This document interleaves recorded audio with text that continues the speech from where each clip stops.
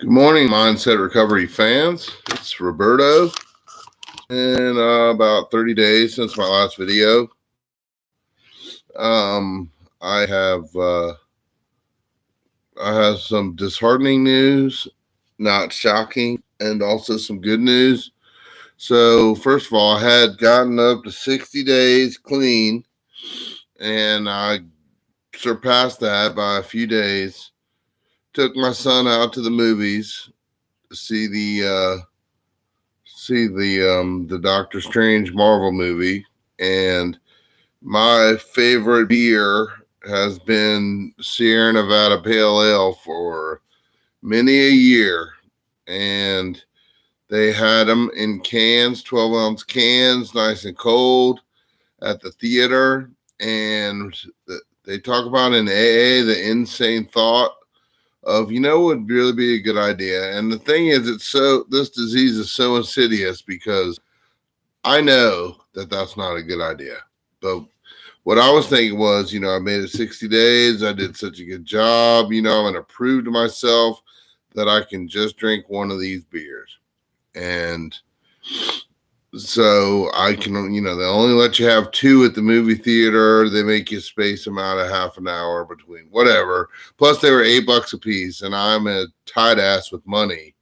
So I'm like, I'll be damned if I'm spending $16 on 12-ounce cans of beer. Shit, if I'm going to drink, I could go buy a damn 12-pack probably for close to that. But at any rate, that wasn't my plan to drink a 12-pack or even two. But I made a bad decision. I drank a beer. One thing they talk about is in AA is the phenomena of craving. In NA, they talk about the obsession of the mind. The physical obsession would be that your body wants drugs. But then the mental obsession is after you do the drug, which alcohol is a drug, NA considers it a drug, period. You're not satisfied with that. So, I knew I was in a situation where I wasn't going to be able to get in trouble as far as quantity of beers. So I drank my beer. I didn't even make it through the previews. I slammed that thing, sitting. And then, so of course, my brain is clickety clicking. I experienced the phenomena of craving. I did not get up and go purchase another beer, largely because of the price. Also, because I knew if I drank another beer, I was really going to want more beers, and I wasn't going to be able to get them.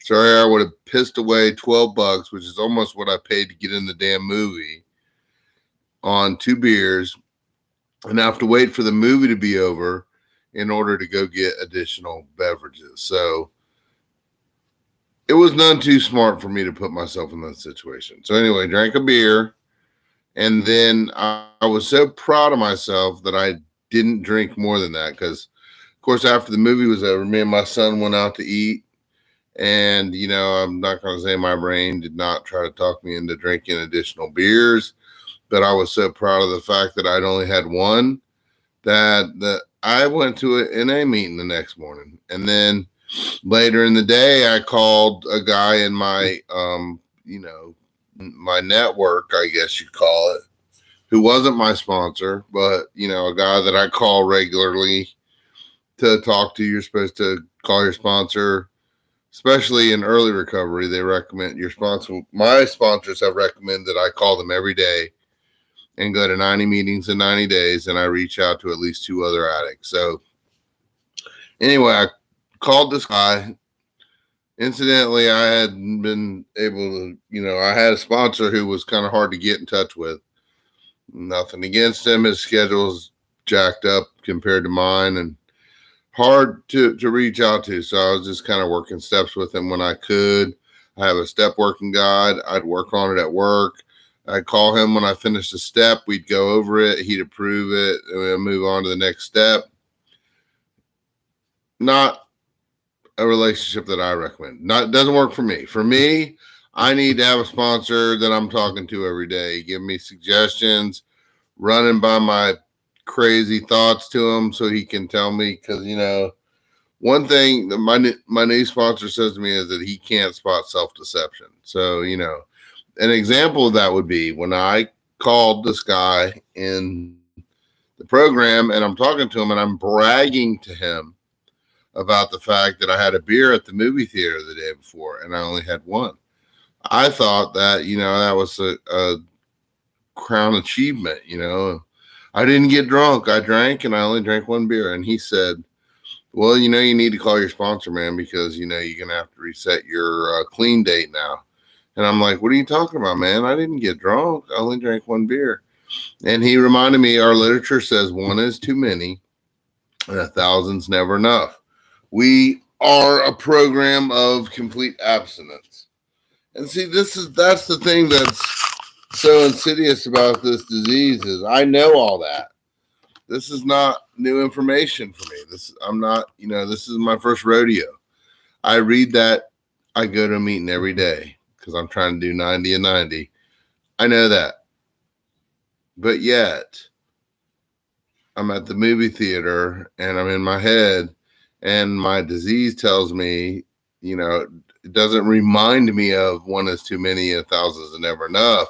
My disease says one is just right. If you can just drink one, then everything's cool. And so I'm bragging to this dude about how I just had one beer. He burst my balloon by reminding me something that I already know. So, I call my sponsor and I tell him, and, we had a conversation and he's kind of giving me a hard time telling me, I know all this information, what am I thinking? And so I'll tell you what ended up happening. What could have been, a minor slip of one beer, which would have been something that I should not have done, but I could have totally recovered from.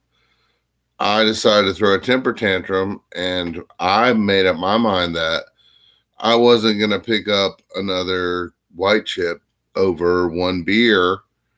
I was going to earn it. So I used it as an excuse to drink more alcohol that night and to go back out and get my drug of choice and use.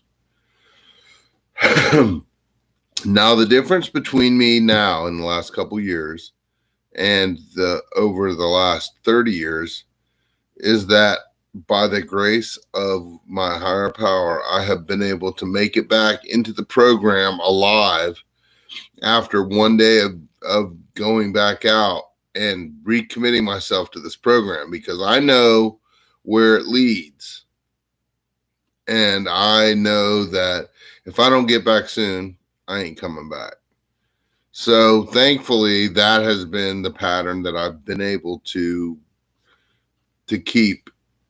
It's not ideal, but I mean, if you go back out and you stay out, the longer you stay out, the less chance there is that you're going to get back. So I went out, I used so that when I picked up my white chip, because I was justifying in my head saying, I know how I am. I'm going to be resentful over this. And if I pick up a white chip over one beer, I'm going to end up going back out. And that may be true. But anyway, so long story already long. I'm back up to 30 days from that day after I drank and haven't used anything, drank anything. I got me a new sponsor. I've recommitted myself to 90 meetings in 90 days. And incidentally, this is how it works. I don't know if you're familiar with the program, but, step one is surrendering to the fact that, I'm powerless over drugs. I'm powerless over my addiction. So that would be drugs, alcohol, pornography, gambling, prostitution, whatever it is that I'm using to try to make myself feel better and deal with life instead of dealing with life on life's terms. I'm powerless over that. And I, felt like since I had made it 60 days that clearly I had surrendered to the fact that I'm powerless, but it's evidenced by the fact that I thought that I could drink again, that I was not fully committed to not using no matter what. So, said a really complicated way of saying I had to start over on the steps also. So I had completed step 3.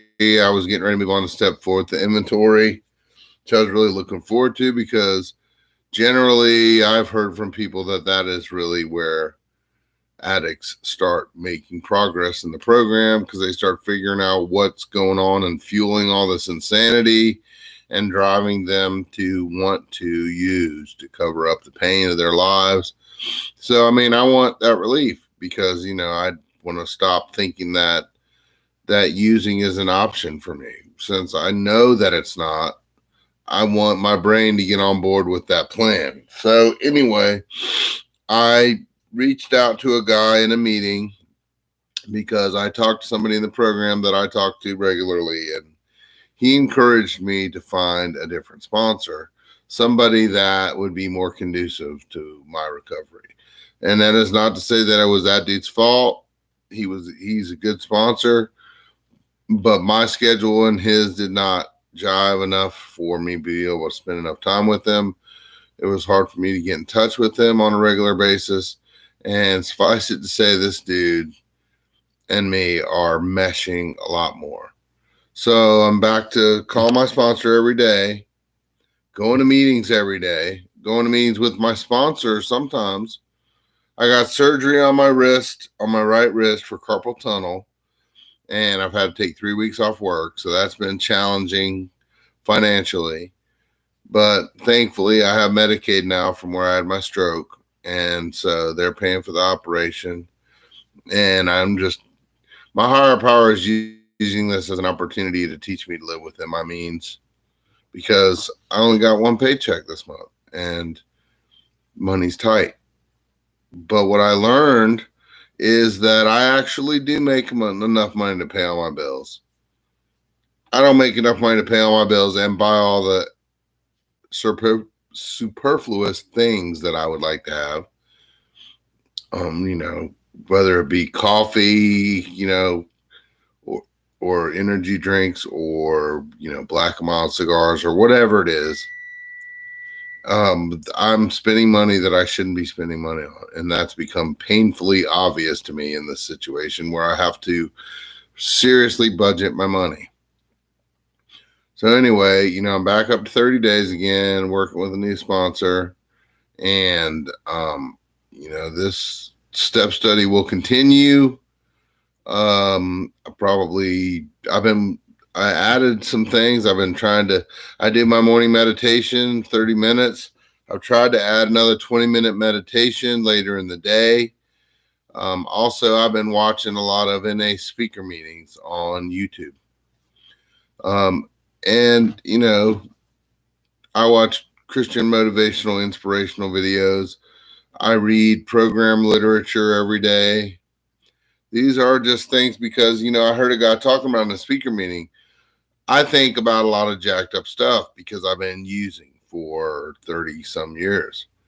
And so, I'm trying to reprogram my brain so that when a situation like when I was at the movie theater comes along, even though I know it's stupid, I don't forget that it's stupid for, and when I have that insane thought, because it'll come. I mean, and sometimes I'm immune to it. I drop by the ABC store in the morning on my way to the doctor, and my brain says, "Hey man, let's go to the ABC store and get a bottle of liquor." And I'm like, that is a ridiculous idea, because it doesn't fit what my mind thinks is normal. It's like, okay, I don't drink in the morning. If I get a bottle of liquor, I'm going to be useless today. And, so no. But at the movies with my son enjoying a movie, that is a normal thing. We have to, in order to have fun, we need alcohol or drugs. And this is a family thing. And we need to celebrate 60 days of sobriety with alcohol. Yeah, it's still insane. But my brain was able to accept that as not insane. So what I need to do is reprogram my brain so that every situation it is unacceptable to use drugs or alcohol. And that is being done slowly but surely by reading program literature every day, going to a meeting every day, watching speaker meetings on a regular basis, prayer and meditation. These are the positive things that I put in my life that are helping me reprogram my mind. And so anyway, I'm going to go ahead and close. I'm going to, be doing a lot of research on the first step, and may have a step one update on this channel. As always, if you would like to, I may get your comment on this video. I'm not really on the computer a whole lot. I don't really check these videos and check for messages and whatnot. But you can always send me an email at piaster67@hotmail.com. And that's P as in Paul, I-A, S as in Sam, T as in tornado, ER67@hotmail.com. And, as always, fight the good fight. And this is Roberto signing off. Have a clean day.